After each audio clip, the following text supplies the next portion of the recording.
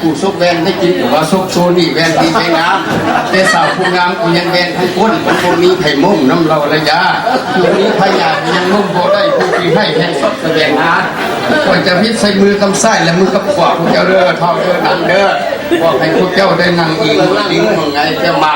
ก่อนจะพิษลงกินให้นางโทรณีสวยคำพวกเจ้าเด้อก่อนจะพิษลงน้ำให้พิษพุทธพญาญาหน้าสวยสูงพวกเจ้าเด้อก่อนจะวิทย์ไปทางภูขอให้พวกเจ้าพบให้เงินให้คำถ่วงซอ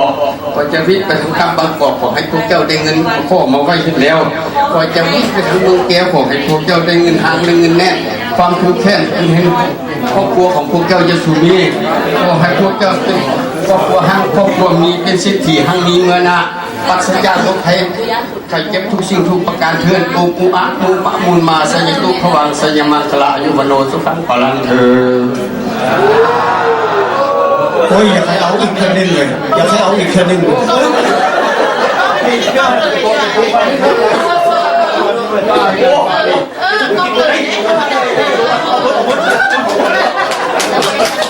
กินน้ำเลยกินน้ำเลยว่าอยากให้เอาอีกคนหนึ่งเลยนิดเราดีนะข้างบนพี่น้องพี่ผู้เดียวเลยประเทศญี่ปุ่นนะข้างไหนนะ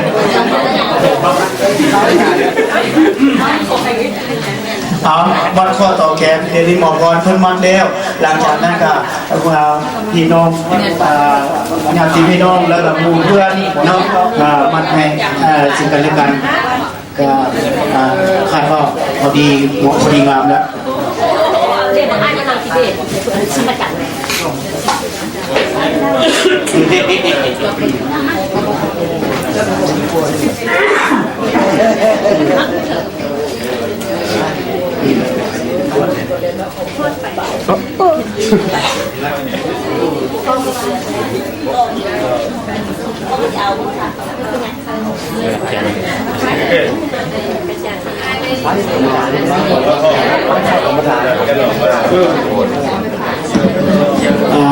เดี๋ยวนี้สุขวัญหมอพรก็ได้เฮ็ดเรียวปิดเราเรียวแล้วหลังมัดข้อต่อแขนบรรดาทานถ้าอาจจะมาตามหลังอาจจะทราบแล้วก็ดีหรือว่ายังบ่ทราบอาจจะยังบ่ทราบตรงนี้เพราะมื้อนี้เป็นงานผูกแขนให้เอน้อยเกิดใหม่เป็นลูกของท่านคำเฟือพอเกิดได้2 เดือนปลายเนาะ2 เดือนกับ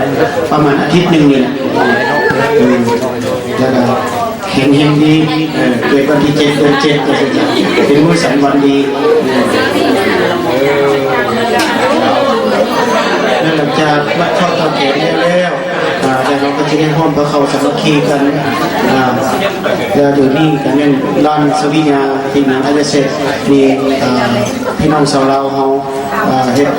งานผูกคอต่อแขนหรือว่าเรื่องส่งเรื่องอย่างกันเป็นร้านสวิญญาที่เพิ่นรับมารับให้เพราะนี่ก็ขอตั้งหน้า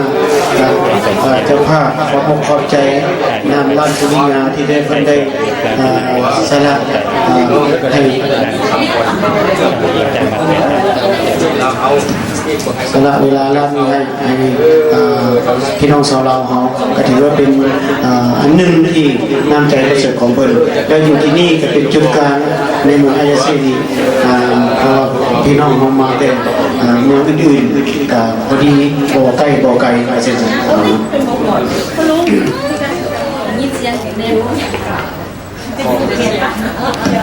พี่น้องเด้อถ้าย่อยกันเข้ามามัดเลี้ยวไว้กับไว้เนาะนานมัดกับนานเลี้ยวเนาะหรือว่าดำเนินการจักหน่อยเขายกข้อควรก็ไว้คนอื่นเลี้ยวแต่หลังจากนั้นจะค่อยมัดกระไดเนาะจะค่อยมัดตามหลังกระไดเนาะ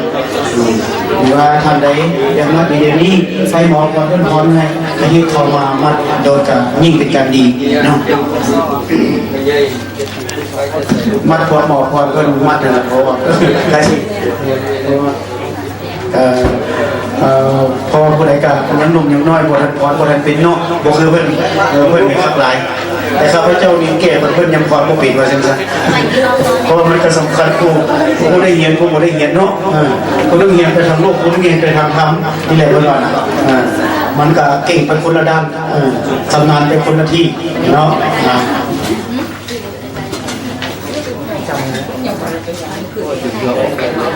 และอีกคนนั้นเนาะทางนาสถานทูตพระกสิมาเดี๋ยวนี้เพิ่นเอารถเดี๋ยวสถานทูตมาเองแล้วก็ขึ้นว่าอีกคนนั้นนี่กสิมาเพิ่นมานำกันหมดทั้งหมดเป็น7ท่านเนาะเพิ่นมาลงกับ7ท่านคำว่าจะมาแทนเขาก็สิได้เตรียมสถานเตรียมบ่อนนั่งบ่อนนั้นถามเพิ่นก็คืออีกคนนั้นเพิ่นคือสิมาฮอดเพราะว่านี่ก็อาจจะลงทางด่วนเร็วแล้วก็ใช้รถของสถานทูตมาเองก็เป็นการว่องไวขึ้นอีกเอาเสริมมาแขนเนาะเอาเสริมมาแขนมันก็คับแค่ค่อยยับย่ายใส่สวยกันเอาเนาะเพราะว่าถึงยังไงก็แต่ว่างานผ่านมานี่เคยมาเห็นความป่าสามัคคีอยู่นี่มาช่วยบ้านเราวันว่านั่นนี่โอ้คนเห็นร้ายเต็มจนว่าย่างบ่ได้บ่ได้ว่าจังซั่นอันนี้ก็ถือว่าในน้องคือสาวขนาดนี้ก็เป็นพอดีงามกับบ่หลายบ่น้อย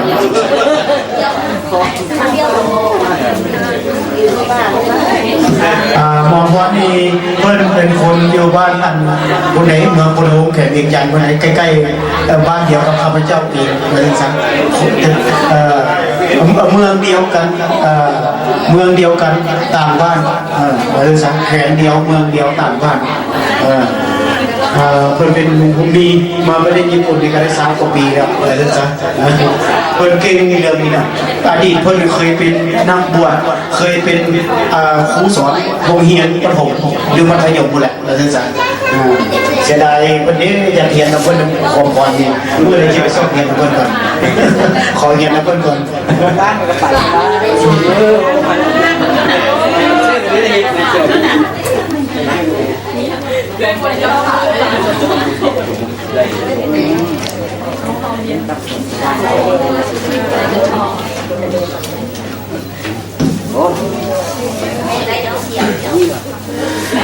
หลานน้อยก็ชื่อนั้นยูมิโกะศิริวงศ์เนาะหลานน้อยชื่อยูมิโกะศิริวงศ์อะไรเกิดวันที่7 เดือน 7ประเทศญี่ปุ่นเขาถือว่าวันธนาบาตะอยู่ฮิราซึกะเนี่ยว่าอยู่เมืองฮิราซึกะวันที่7 เดือน 7จะเป็นบุญใหญ่อยู่ที่เมืองฮิราซึกะเป็นวันธนาบาตะคล้ายๆกับว่าบูชาถึงพระพุทธเจ้าถึงสวงสวรรค์คนที่เราเป็นมือดีที่สุดเลยที่เรียกว่าธนาบาตะเราควรเราควรชิ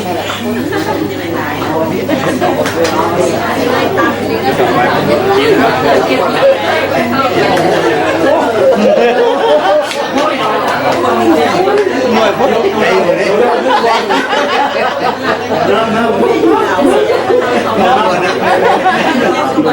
แม่ยายไม่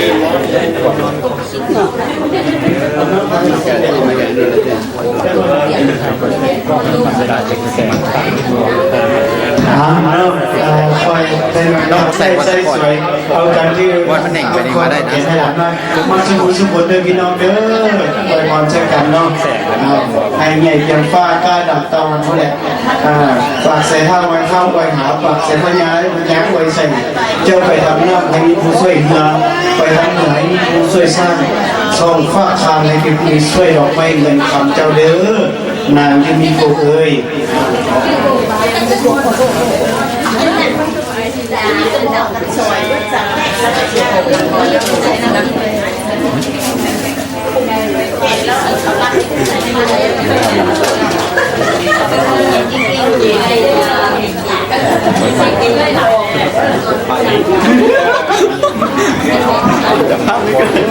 บางท่านก็อาจจะฮู้บางท่านอาจจะบ่ฮู้เนาะ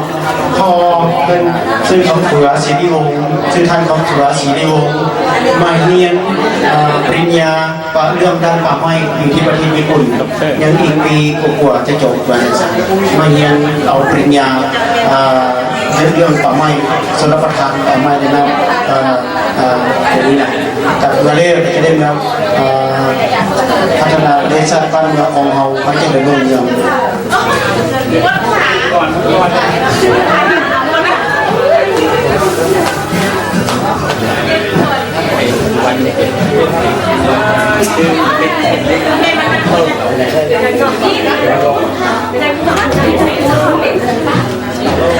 งานผูกแขนวันนี้จะเป็นการคำสอนสัญญาสมบัติท่านคำสอนสัญญาสมบัติเป็นไอ้หักของท่านคำเฟือศิริวงศ์แล้วก็ได้ท่านคำสอนได้มาสอบสถานที่นี้ให้ท่านคำสอนจะเป็นผู้บุกเบิกพร้อมด้วยหมู่เพื่อนญาติพี่น้องจัดงานผูกแขนนี้ให้ในมื้อนี้แล้วก็พร้อมด้วยหลายๆทางเป็นต้นท่านคำเกิงท่านคำพองท่านบุญดลท่านนางสุภัตตาท่านโสภาท่านแขกท่านซักนานูท่านวันดีท่านพุทธอย่างนี้ที่ได้เป็นเจ้าภาพจัดงานผูกแขนให้หลานน้อยในวันนี้และทุกท่านที่สิบกว่าปีผมนี้ยังนอกจากขอขอบใจนะหมู่เพื่อนและพี่น้องที่ได้สละเวลามีค่าเป็นเกียรติมาร่วมให้พรแก่หลานน้อยในวันนี้นอนดีเนาะนอนรับดีแท้เป็นไงเนาะเอาไปชิมอพักผ่อนมาดีเนาะแต่เขาก็นั่งลงโจมพักผ่อนโจมสอบโจมแขนสนุกเนาะมือสั่นตะลีมือสีมันชอบมือประกอบมันงามมีญาติพี่น้องมีหมู่มีครู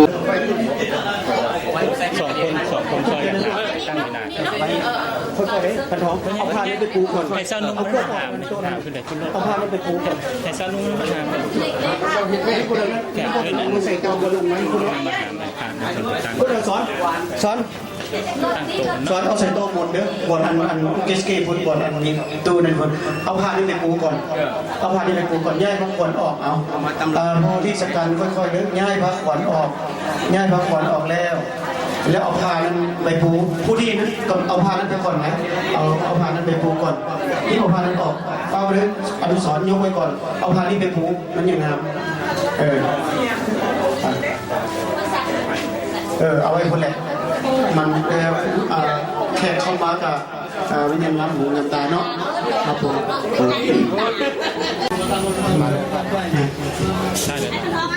มาอีกทีได้กับมากระสิได้กับมากระสิใช่เก่งกันรุ่มเนาะเก่งกันรุ่มเนาะอันนี้พวกเปลี่ยนกันรุ่มเลยเปลี่ยนกันรุ่ม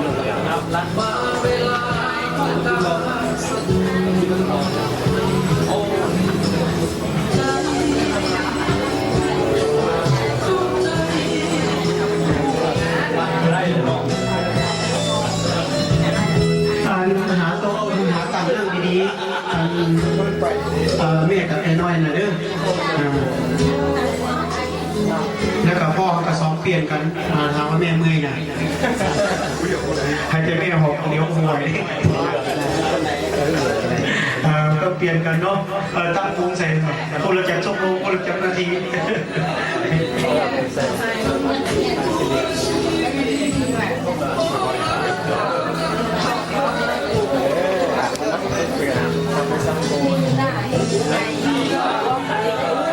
เดี๋ยวนี้ก็11:58 นาทีแล้วคนนี้งาน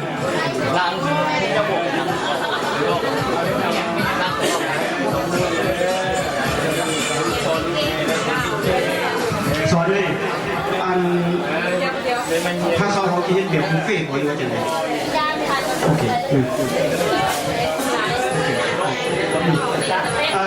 พี่น้องเขาเนาะอีกคนนั้นเขาก็จะได้เนิ่มพระเขาสมัคคีแล้วพระมุนี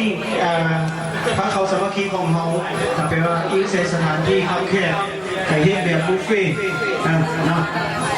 เฮ็ดแบบบุฟเฟ่ต์แปลว่าขอให้พี่น้องเขามาตักเอาแล้วก็เอ